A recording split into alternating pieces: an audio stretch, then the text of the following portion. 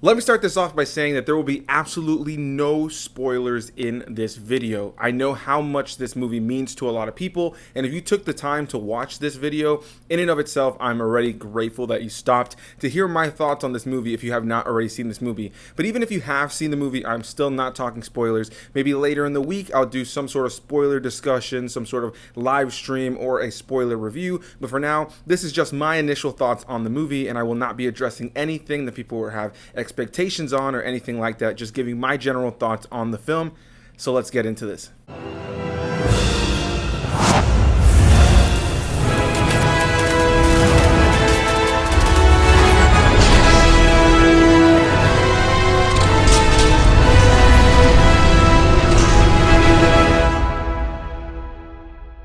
What's going on, everybody? Welcome back to another video, and in today's video we're going to be talking about Spider-Man No Way Home. So finally, after all this time, this movie is finally here. Directed by Jon Watts and starring people like Tom Holland, Zendaya, Willem Dafoe, Alfred Molina, Jamie Foxx, and the list goes on. This movie is amazing. I'm just going to go ahead and start this off by being completely blunt with you guys. I'm going to try to keep this video very short and sweet because I recognize that this is a film that people are highly anticipating and a film that nobody wants to hear jack shit about when it comes to the spoilers. So no spoilers here, none of that. And my general thoughts right out of the gate was that this was the biggest love letter to Spider-Man fans, and anybody who's kept up with comic book movies across their life. You know, it's been amazing to see what all these comic book movies can do over the course of time with universes that are in their own thing, in their own little, realm, which is what most movies have always been, and with a big connected universe like the MCU. But now we live in these amazing times, and if you've seen the trailers and posters, which are the only things I'll refer to in this review,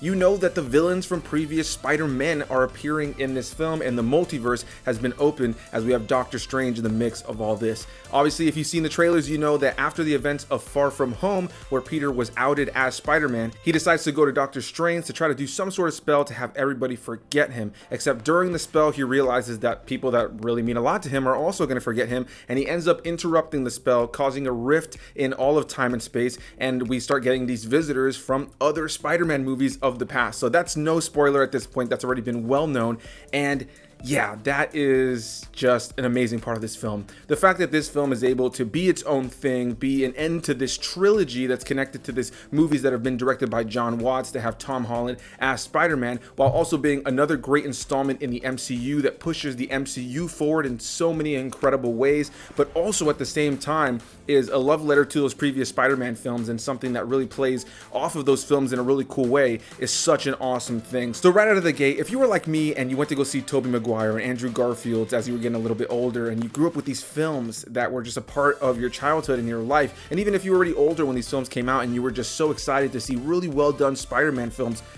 yeah, it's just amazing. For whatever faults some of those older films have, this movie does a great job of, playing off of some of those. And ultimately, it's just great to see this cast again, to see all these villains from various universes coming together in this film, and Tom Holland, Zendaya, and the gang having to deal with it. And yeah, I really love the inclusion of Doctor Strange in the mix of this as well. Benedict Cumberbatch is just so great in the role. And it's great to be able to think about a time now where we're doing what the comic books would always do. It was always amazing to me as a kid to be able to read a comic book issue and see another popular Marvel hero appear in that issue, or watch a cartoon of like Spider-Man and see Doctor Strange or characters like Morbius show up, and these characters that are not necessarily super well known by tons of people, but if you are a fan of Marvel, you know who they are, and to see them all now as like these, big characters that everybody seems to know is insane to me. So to take one of the greatest superheroes, one of the biggest and most popular superheroes of all time, Spider-Man, and have a film that touches on the multiverse and has Doctor Strange in it, for a big geek like myself who grew up reading these comic books and has been invested in these stories well before their time on screen,